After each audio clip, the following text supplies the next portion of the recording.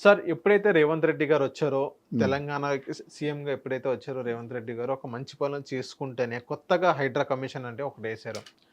So, ఇప్పుడు అదే Hydraa commission అనేది మూసీ నదిని మొత్తం కూల్చేయబోతున్నారు. ఏదైతే మూసీ నది మీద అక్రమ కట్టడాలు కబ్జాలు చేసి ఎవరైతే కట్టడాలు చేశారో వాళ్ళన్నిటిని బుల్డోజర్ పెట్టి తొలగించే విధంగా ఈరోజు తీసుకున్నారు. సో, ఇలాగే చాలామంది ఇంకా సొంతింటి కల ప్రతి ఒక్కళ్ళకి ఉంటది. సో, వాళ్ళ వాళ్ళ ఇళ్ళలు కూడా అంటే రివర్ మీద అక్రమ కట్టడాల కింద వచ్చింది కాబట్టి అయి కూడా కూల్చేయడం జరిగింది. చాలామంది రోడ్డుకెక్కి బోల్‌మని ఏడవడం జరిగింది. సో, ఇలా చూసుకుంటే చాలా సంఘటనలు మనం చూసాం. అండ్ ఈరోజు పాత బస్తీలో కూడా చాలామంది బయటకొచ్చి నిరసన కార్యక్రమం డౌన్ డౌన్ సీఎం అంటూ రేవంత్ రెడ్డి అంటూ నిరసన కార్యక్రమం తెలియజేయడం జరిగింది. హ్మ్. సో, ఈ మొత్తం చూసుకున్నట్లయితే మీకేమనిపించింది? నేను ఒకప్పుడు రేవంత్ రెడ్డి మంచి పరిపాలన అందిస్తాడని చెప్పిన వాడిని. తర్వాత ఏమైందంటే రేవంత్ రెడ్డి మాటలు అన్నీ కూడా మరుగున పడిపోయి ఈరోజు కొత్తగా హైడ్రా అని వచ్చింది మాట. అంటే హైదరాబాద్‌ని కాపాడడానికే ఈ మొత్తం చేస్తున్నానన్నట్టుగా రేవంత్ రెడ్డి గారు దాని అంటున్నారు. అర్థం అదేనండి, ప్రొటెక్టివ్ సెల్ మాట. అక్రమ కట్టడాల్ని తీసేసి అంటే న్యాచురల్ కొలామిటీస్‌ని సంరక్షించే ఒక వ్యాపకం ఇది. దాంట్లో ఏం చేశాడంటే కొంచెం దుడుకుగా ఈ పనిని ప్రారంభించాడు. ఈ పనికేంటంటే బాగా చేయూత రావడానికి ముందుగా ఏంటంటే 'నాగార్జున' లాంటి ఒక సూపర్ హీరోని ఆయన తాలూకు స్థలాన్ని కొట్టడం జరిగింది. అక్రమ నిర్మాణం 3 ఎకరాల 60 గుంటలు. అది మొత్తానికి పోయిందని చెప్పాడు. బానే ఉంది. దీని తర్వాత ఆయన కూలగొడుతున్నటువంటి వాటిలో చాలా వరకు ఇప్పుడు ఈ మధ్య కాలంలో ఏమైందంటే, అక్రమ నిర్మాణాలు ఒక స్థాయి మనుషులు 4, 5 వేల కోట్ల రూపాయలు ఉన్నవాడికి 500 కోట్లు ఏమీ కాదు. హ్మ్.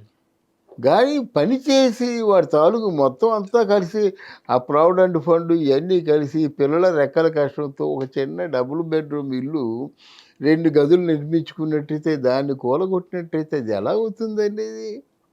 అందులో నేను మాట్లాడుతుంది మధ్య తరగతి, బిలో మిడిల్ క్లాస్ ఫ్యామిలీ. అర్థమైందా? దారిద్ర్య రేఖకు దిగువన ఉన్నవాడు ఎవరో ఎవరో పాపం వాళ్ళు తెలిసిన బంధువులో ఎవరో అప్పో సప్పో లేకపోతే బంగారం తాకట్టు పెట్టో ఏదో చేసుకుంటే దాన్ని కొట్టేస్తే నువ్వు ప్రజాస్వామ్యంలో ఒక ముఖ్యమంత్రిగా జనాల్ని ఆదుకోవలసిన వ్యక్తిగా ఆ బిల్డింగ్‌లు కొట్టేస్తుంటే నాకు చాలా బాధ అనిపించింది. నేను చెప్పా, బిల్డింగ్‌ని ఎలా కొడతావు? వాళ్ళు ఒక చిన్న అంతస్తు తీసుకున్నారు. అందులో తప్పేముంది? ఎవడో అమ్మాడు. అమ్మినోడిని అరెస్ట్ చేస్తావా?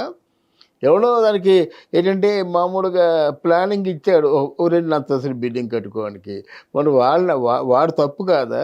ఎవరో రిజిస్ట్రేషన్ చేయించారు. మరి అది వాళ్ళ తప్పు కాదా? ఎవరో కరెంటు ఛార్జీలు వసూలు చేస్తున్నారు.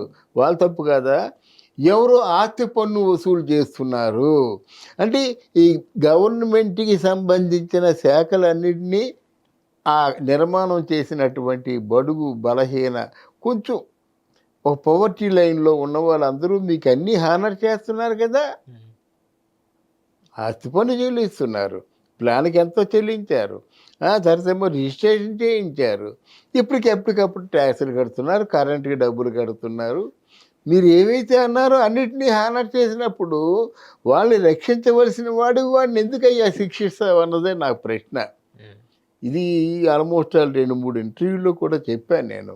ఎప్పుడు కూడా ఒక బడుగు, బలహీన, దళిత వర్గాల వారి వైపు ఏ రాజకీయ నాయకుడు కూడా జోక్యం చేసుకోకూడదు. చేసుకుంటే ఆయన తాలూకు రాజకీయ జీవితమే కండెమ్న్ అవ్వడానికి అవకాశాలుంటాయి.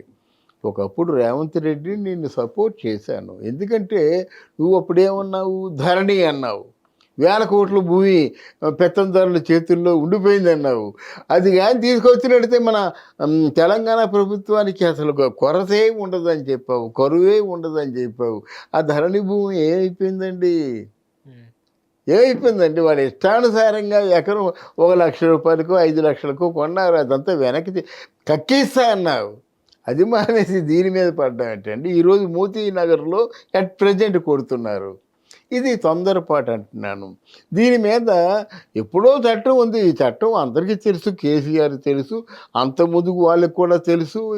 ఇక్కడ హైదరాబాద్‌లో ఎన్ని చెరువులు ఉండేయో, ఎన్ని కబ్జాలు చేశారో మిగతా పాలకులు తెలియక, అంటే ప్రజా జీవితం నుంచి ఒక వెల్లువల నిరసన వస్తుందని ఆలోచించి వాళ్ళు ఊరుకున్నారు. నువ్వు ఎందుకో కొంచెం ఈ విషయంలో మాత్రం డెఫినెట్‌గా నీ రాజకీయ చతురత నాకేమీ కనిపించలేదు. నాకేం భయం లేదు.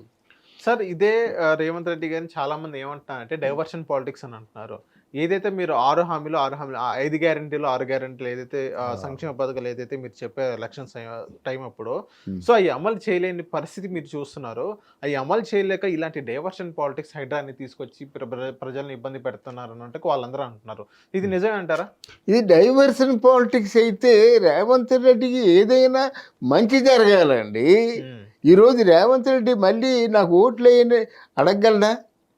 చెప్పండి. మనలో మనమే ఎక్కడ ఎవరైతే బిల్డింగ్లు పడగొట్టేశారో అంటే పడగొట్టిన బాధితులు ఏడుస్తారు. దాన్ని చూసిన మనలాంటి వాళ్ళు ఏడుస్తారు కదా.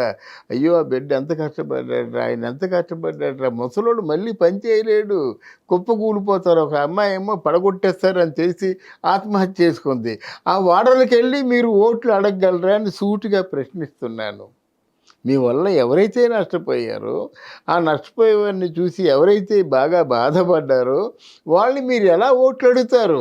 అందువల్ల డైవర్సిఫైడ్ పాలిటిక్స్ అంటే వీళ్ళని జనాల్ని కొంచెం కాసేపు అలాగా అంటే తటపటాయించేలా చూసి ఏదైనా మంచి చేయాలి. ఈ గ్యాప్లో మంచి చేయాలి. నువ్వు అలా కాదు, మొత్తం నీ కెరీర్ని నాశనం చేసుకున్నావు అన్నమాట. అందువల్ల నువ్వు ఇప్పుడు డిఎస్సి అన్నావు, అది లేదు.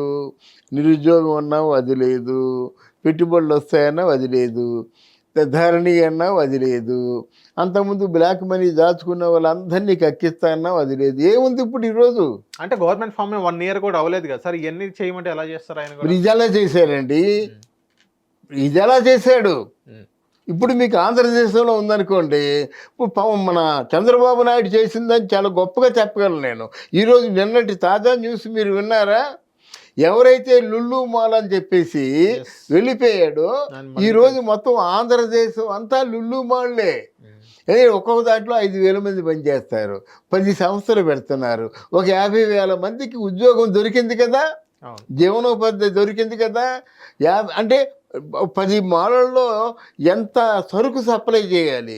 అక్కడికి వెళ్తే ఇది లేదని అనడానికి ఏమీ లేదు, అన్నీ ఉంటాయి. 8 పెద్ద సూపర్ స్క్రీన్లు, 8 థియేటర్స్ ఉంటున్నాయి.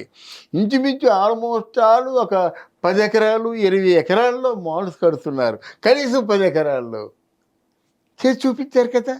అలా నువ్వు ఏదైనా చేసి చూపించవయ్యా. కంపేర్ చేసుకుంటారండి. ఇంతవరకు చంద్రబాబు నాయుడు ఏం చేశారంటే అక్కడ ఏదో వస్తుంది, ఇక్కడ ఏదో వస్తుంది అనుకున్నాం. ఇది అలా కాదు. ఇక్కడ జగన్మోహన్ రెడ్డి మాకు ఎంత ఇస్తారంటే ఆ కమిషన్లు కుదరక బెంగళూరు వెళ్ళిపోయాడు. అక్కడి నుంచి మళ్ళీ వచ్చాడు. మీ ఆంధ్రదేశంలో మీకు ఎక్కడెక్కడైతే ఏ టౌన్లో పెట్టమంటారో చెప్పండి, పెడతా ఉన్నారు. ఒప్పందాలు అయిపోయినాయి. అలాగుండ డైవర్సిఫైడ్ పాలిటిక్స్ అంటే కాసేపు జనాల్ని అటకాయించి జనాలకి ఒక ఆశ్చర్యం చేయడం, అది రియల్ డైవర్సిఫైడ్ పాలిటిక్స్.